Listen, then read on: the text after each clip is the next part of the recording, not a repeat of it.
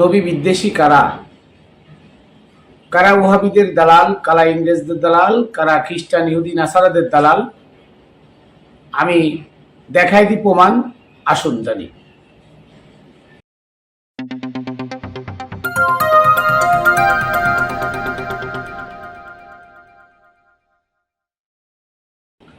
বিসমিল্লাহির রহমানির রহিম।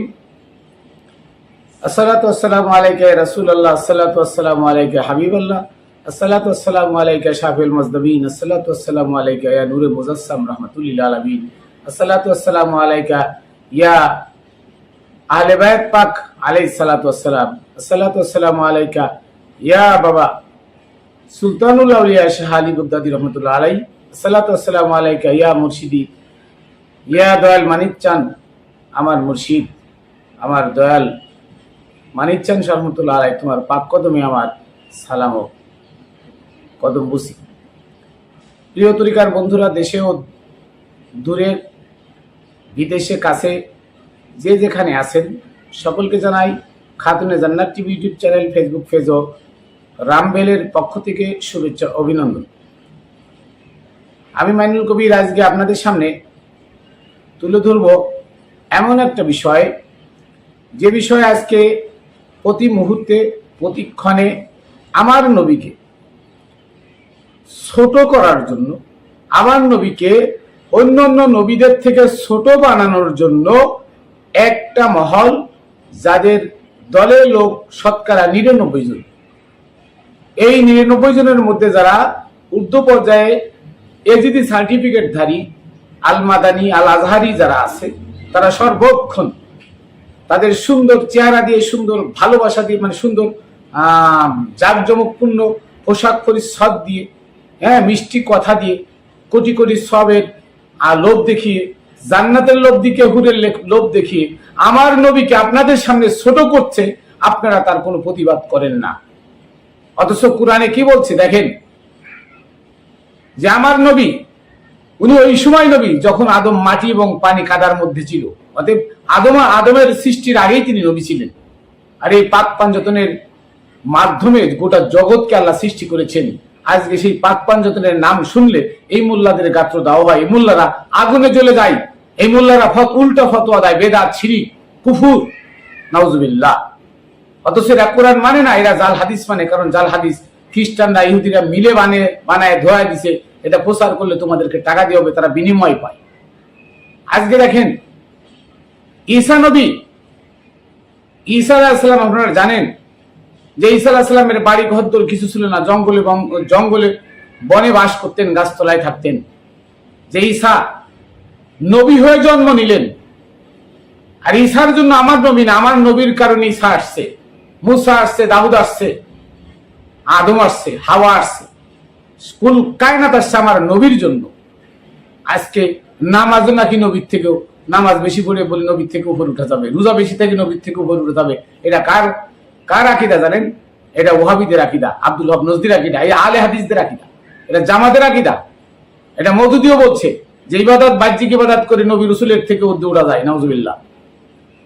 আজকে দেখেন, আজকে ঈসা আলাইহিস সালাম তিনি 6 মাসের বাচ্চা, 6 দিনের বাচ্চা, কোথাও 6 মাস বলছে, কোথাও 6 দিন, 6 দিনের বাচ্চা তিনি দোলনায় থেকে কথা বললেন। আমার কথা না, এটা কি কোরআনের কথা। এটা কোরআনের সূরা মারিয়ামের 28, 29, 30 নম্বর আয়াত, 28 নম্বর আয়াত।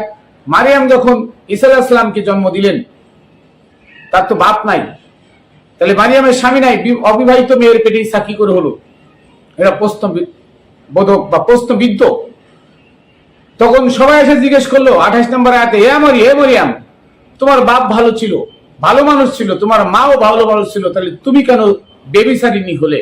এই কথা যখন ঈসা আলাইহিস সালাম ব্যাপারে হযরত মারিয়াম আলাইহিস সালামকে বললেন, তখন মারিয়াম আলাইহিস সালাম কি বললেন জানেন?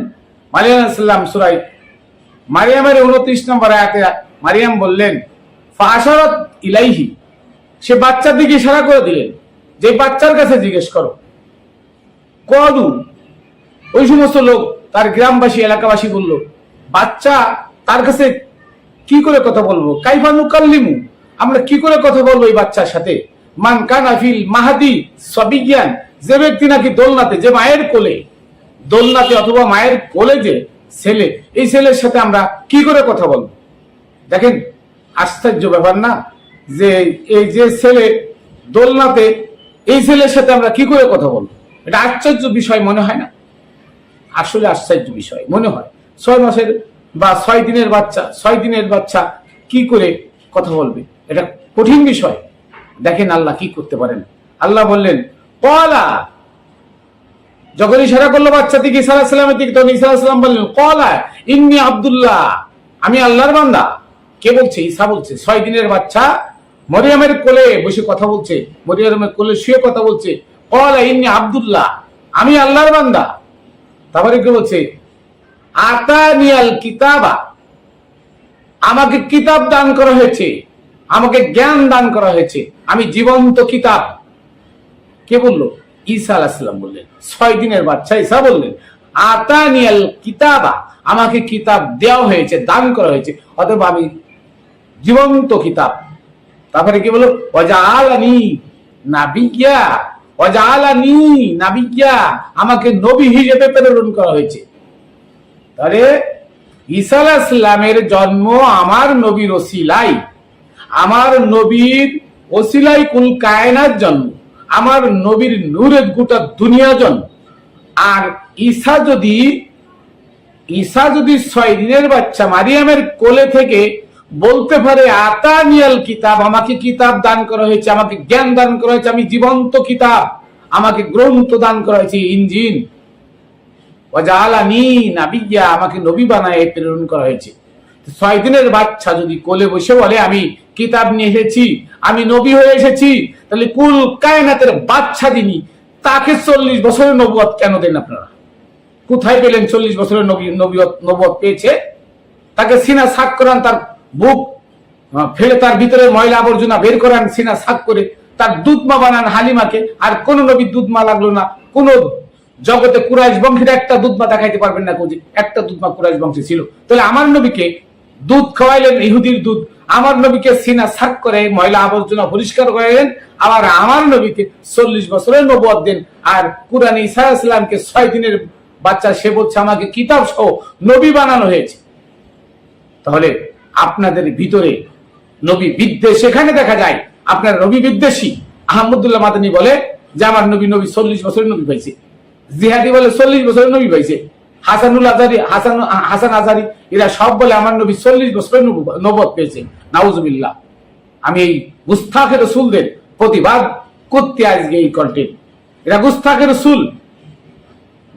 রাসূল যারা, তারা কখনো নবীকে সম্মান দিতে জানে না।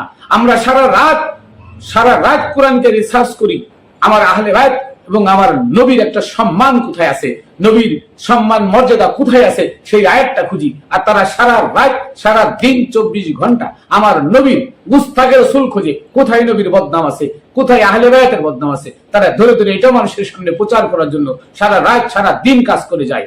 আর আমরা আহলে বাইতের প্রেমিকরা সারা দিন সারা রাত শুধু নবীর শান, আহলে বাইতের শান কোথায় আছে এইটা খুঁজে মানুষের সামনে তুলে ধরি। এটাই আমাদের কাজ, এটাই আমাদের প্রেম, এটাই আহলে বাইতের প্রতি ভালোবাসা, এটাই নবীকে জীবনের চেয়ে বেশি ভালোবাসা।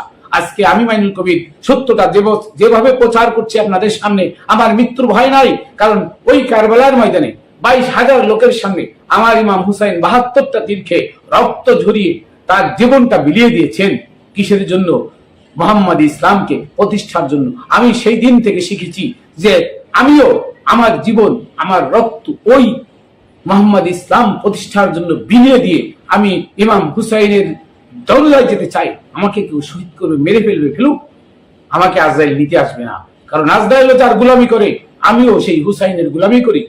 আজরাইল হুসাইনের গোলামি করেছে, আমিও হুসাইনের গোলামি করি। আজরাইল যে আল্লাহর গোলামি করে, আমি তো সেই আল্লাহর গোলামি করি। আমার মুর্শিদ আল্লাহর জাতের সাথে মিশে একাকার হয়ে মানিক চান হয়েছে, আমি তার গোলাম। আজরাইল আমাকে নিতে হলে আমার মুর্শিদ আসতে হবে, অন্যথা আজরাইল আমাকে নিতে পারবে না। বা চ্যালেঞ্জ করলাম, মারেন আমাকে, মারেন, পারবেন না। কারণ আল্লাহ বলে দিছে, কুল যা ভুলে গেলাম যে যখন তোমার মৃত্যু আসবে তোমাকে তখন যেতে হবে। আল্লাহর হুকুম, আল্লাহর বিধান, আমি ডরাই না, আমি ভয় পাই না। লা নাখাফু ইল্লাল্লাহ, আমি আল্লাহকে ছাড়া কাউকে ভয় পাই না, আমি আল্লাহকে ছাড়া কাউকে ভয় পাই না। তাই আজ সত্য কথা বলতে বাধ্য হই যে আপনারা যত জুব্বা লাগান, পাগড়ি লাগান, টুপি লাগান, পাঁচকলি টুপি লাগাইছেন, পাঁচকলি টুপি কেন লাগাইছেন? ফাঁক পাঞ্জাতন মানেন না, আবার পাঁচকলি টুপি কেন লাগাইছেন? তার মানে এজিদ, আব্দুল মালিক, মারওয়ান, এজিদ, মুয়াবিয়া আর 3 খলিফা, এই পাঁচকলি। পাঁচকলি মানে 3 খলিফা, খেলাফতের 3 জন। এবার আছেন রাজতন্ত্রের প্রথম খলিফা, প্রথম রাজা মুয়াবিয়া, তার ছেলে এজিদ, তার ছেলে মারওয়ান, তার ছেলে আব্দুল মালিক। কেন আব্দুল মালিকের কথা কইলাম? এই আব্দুল মালিক তো খারিজি মাদ্রাসা বানাই দিয়ে গেছে এই মোল্লা তৈরির জন্য, এই ইসলাম বিধ্বংসী কামান তৈরির জন্য আব্দুল মালিক খারিজি মাদ্রাসা বানাইছে। হিজাজে প্রথম খারিজি মাদ্রাসা খারিজিদের নিয়ে প্রতিষ্ঠা হয়। সেই খারিজি মাদ্রাসায় ইমাম আবু হানিফা, শাফি, মালিক, হাম্বলি ওইখানে লেখাপড়া করে তারা ইমাম হয়, তাদের মাযহাব হয়, তাদের ফতোয়া 4 রকম হয়।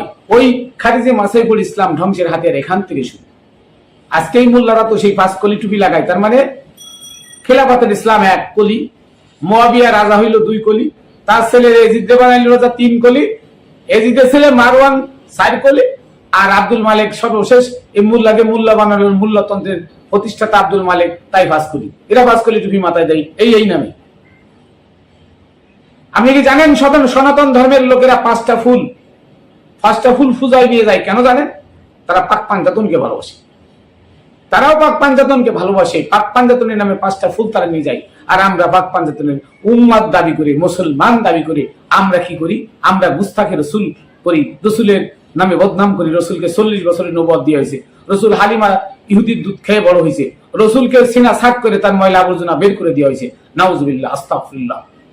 যে রসুল জিব্রাইলের থেকে বড়, এটা আপনারও তো বলেন যে রসুল জিব্রাইলের থেকে বড়। তাহলে সেই রসুল সেই শুরু থেকেই নবী, শুরু থেকেই কিতাবাত পেয়েছেন, শুরু থেকেই তিনি জীবন্ত কিতাব। আর আজকে তাকে আপনারা বানালেন কি? তাকে বানালেন 40 বছরের বয়সে নবী হয়েছে, আর ঈসা ইসলাম 6 দিনের বাচ্চা নবী হয়েছে।